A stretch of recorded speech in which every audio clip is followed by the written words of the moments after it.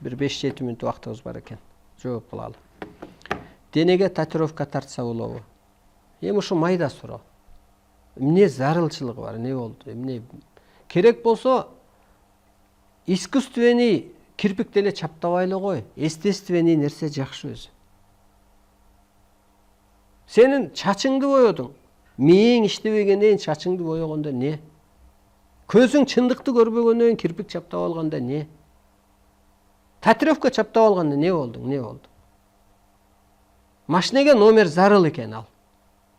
Анткени, бул машина преступление кылды, бул биякта жүрөт деген үчүн керек экен. Сага эмне номерация жетпей атабы? Ал өзүңдүн ишиң, бирок бул жан дүйнөнүн эле жардылыгы. Битир садака берсе болобу? Кимге, эмне молдолорду багайын деп атасыңбы? Битир садаганы сен айылдагы жакыныңбы, башына күн түшкөн адамгабы урун. Мисалга мына мен өкүнбөйм.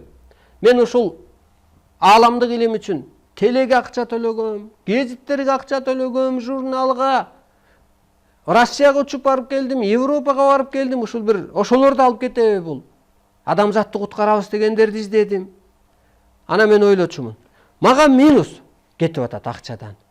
Теле гезитке плюс. Эл не болуп атты экен? Эл менин оюм ушул акча менен эл ойгонуп кетсе экен деп. Ошо жери кандай болду деп кейичү элем. Азыр мен кейибей калдым. Көрсө, мынау телом эмнеден жаралган? Чындыктан жаралган.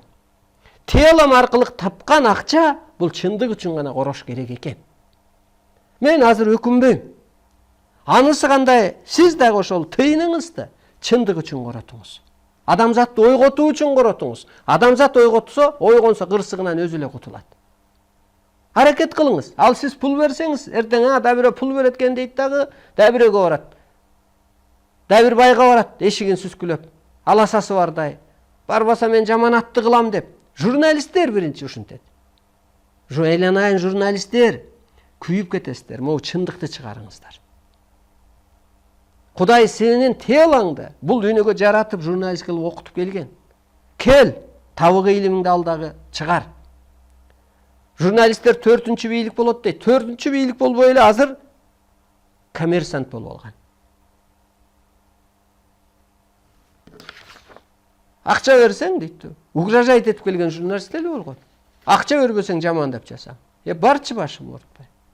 Тагдырымды сен чечпейсиң. Же болбосо акча берсең, анан сайтка киргизсем, анан кеситке чыгарам. Акча менен сакталсаң, сен сакталып кал. Акча бул жалган, ошону эсиңен чыгарба. Анысы кандай? Сен садака эмес. Сен ошо тапканыңды чыныгы үчүн иштет. Керек болсо бүгүн кармап аткан орозоңду совиш болуп атат дейсиңби? Өзүңдү кыйратып атасың. Сен таныңды сактап калышың керек. Танды сактап калыш үчүн сен кечке ачка жүргөндөн көрөк, кечке сен кайнак суу ич. Кирди деле кетириш үчүн илип койсо ал кетпейт да. Кирди көбүртүп, кенен сууга жууп ийсе анан кетет. Ошон үчүн кыргыз 40 күн суу ичкен. Ал илгерки дене ууланбаган убакта. Азыр 4 жыл ичсең да аз. Анан ал жууп анан шишигиңди, инфекцияңды, майыңды кетирет. Ал 30 күндү көрөсөң жөн эле ал. Нерв болду. Мына 30 күндү көрөсө кармаган Максат Ажы, муфтият не деген уят болду.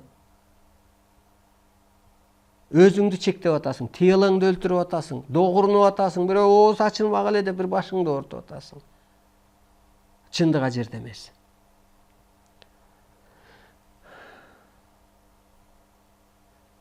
Бир тууганыңыз калп айтса кечип кетесизби? Жерде бир тууган жок, ушуну эсиңерден чыгарбагыла. Жаныңар асманга барганда баарың бир туугансың. Жерде ал жөн эле бир бригада. Ошо бир тууганга байланып сен кырсыктап калышың мүмкүн. Мага бир тууган болсо, чындык болсун, мен бир тууган кылам. Бир тууган болбосо, ошол калпычы болсо, өз азабын өзү тарта берсин. Мен жакшы болсун деп аракет кылам. Бул жерде кандай, кимдер биригет десе, ааламдык бир туугандар биригет дейт. Мына менин илимдештерим, ааламдык бир туугандарым. Бир тууганым акыбалымды сурап алса да алар ушу жанымда жүрүп ушуну жеткирип, мисалы ушунча иштешет. Көрдүңүзбү? Бир тууган деген бул пендечилик көз караш. Ооба мен бир тууганымды кечпейм. Жакшы көрөм. Бирок ошо чындык болсо,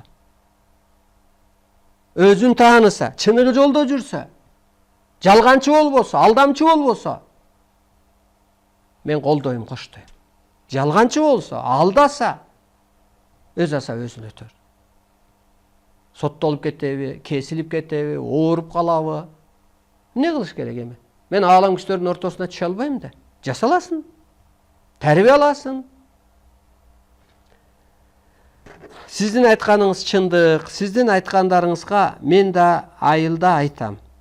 Баары мени жаман көрөт, бирок айласы жок, макул болушат. Эми чындыкты эч ким жашырбайт. Тилди ошон үчүн берген. Ушак айтпа сен, улуу сөздү сүйлө. Могу теланы жөн эле бир таксист бол, анан камазист бол, анан бир тракторист бол, же бир алкеш бол, же бир бай бол деп жашаткан эмес.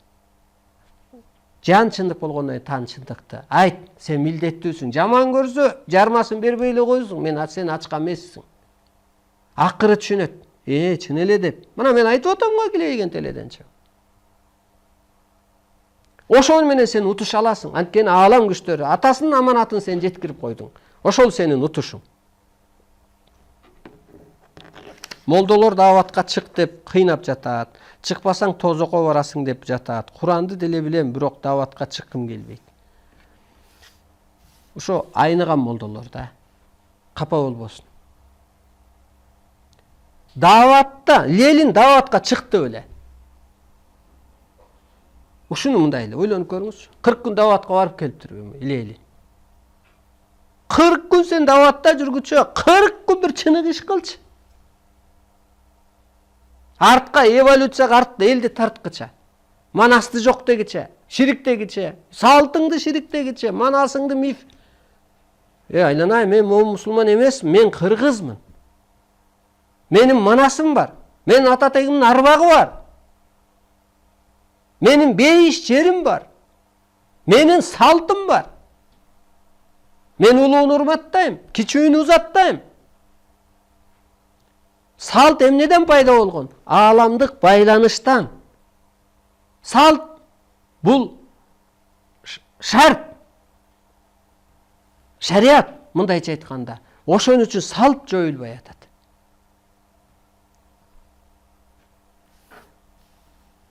Барбаңыз. Мисалга мен Куран китепти окуйт элем, эгер пайдасы болсо. Ушуну эсиңерден чыгарба. Мен окуйт элем батыштын бир психологиясын, эгер пайдасы болсо. Анысы кандай да сен пайдалуу ишти кыл. Таразалап туруп, мына чындык деген ошол. Мынтип кара. Бул кылганым туурабы, бул кылганым туура эмеспи? Деп туруп анан мына ошол эле чындык. Аны сен барып эле китепти чукулап отурба, Куранда мынтип жазылыптыр деп. Мына баратып эле. Жөн эле билими жок, жөн эле тамга тааныбаган киши деле жашап келген илгери. Жана Кызырга жолуктум дегендей, ар бир нерсени байка. Ошо жаман деген адам келип, ошол касиеттүү адам ооруп келет. Касиеттүү адамды астыңан суранып чыгат. Байка. Уттурбайбы? Жардам кылчу нерсеби? Жардам кыла кал. Сен утуп гана аласың. Жеткире салчу нерсеби? Жеткире сал. Чече салчу нерсеби? Чече сал. Мына көрдүңүзбү, биз чындыктан кайткан үчүн мына жалганчылар алып башыбызга баланы үйүп атат. Мына жалганчылар. Айтыңыз, могу адам чынчыл ушу пирттиге бийликтегилерден депчи. Көчө салып берем дейт. Ошол чындыкпы? Лампочка коюп берем, ошо чындыкпы? Номерибизди чечип коебуз, ошо чындыкпы? Помощник албай коем, ошо чындыкпы? А кайда кыргыздын идеологиясы? Улуттук идеология жок. Мына урматтуу улуу журтум. Улуу кыргыз улуулугун тааныбаса, улуттарды ээрчип адашса, ар улуттун улагасында калат. Улуулугуңузду тааныңыз. Анан улуу кыргыз чыныгы иштер, чыныгы сөздөр, чыныгы күчтөр менен гана сакталат. Башка эчтеке менен сакталбайсыздар. Мен чындыкты айттым. Диниңе шек келсе да ойлон. Жан дүйнөң ооруп калса да ойлон. Анткени мен өзүм чындыкмын. Ичимдеги күч чындык. Эргешбай атага бир жолу суроо кылып атабыз. Эргешбай ата, ушундай түш көрдүң эле десем, ооба деп мындай кабагы бүркөлүп кетип анан ичимдеги күч ушинтип эметеби деп калат. Челе бир кезде бир 2-3 жыл мурун. Анан анысы кандай ичиңиздеги бир чыныгы күч жайгашсын. Эски аял деген, эски көрө албас, ичи тар, эски дүйнөңүз кетсин дагы. Ошол адам өзү жаратат дегендей, ыйманды дагы, сыпатты дагы, улуулукту дагы ошол кара куш мээңиз иштеп, ушул ааламдык сабакка катышып, өзүңүз жаратып алыңыз. Өзүңүздү өзүңүз жаратыңыз. Мен улуумун деп, мен жаратуучумун деп, мен улуу кыргызмын деп. Кыргыздан адамзат эми кыргыз болом деп мантра айтат дейт. Кыргыз болуу бул кыйын иш деп берилет. Дүйнөлүк кыргыз болуп кутулат, же болбосо бир тутулат деп берилет. Анысы кандай эми бизге кошулгандар кутулат, болбосо куурайт деп да берилет ааламдан. Ошондуктан чындыкка биригиңиздер. Чындыкта болсоңуз, орозосу жок эле, бетиңди жуубай деле бир чындык үчүн 5 күн ора болсоң дагы жеңишсиздики. Ак ыйлет сынбайт дегендей, урматтуу журтум. Кыргыз кор болду, эми зор болсун. Эртең дүйнөгө башчы болсун. Жан дүйнөңүздөр ак, ден соолугуңуздар соо саламатта болуңуздар.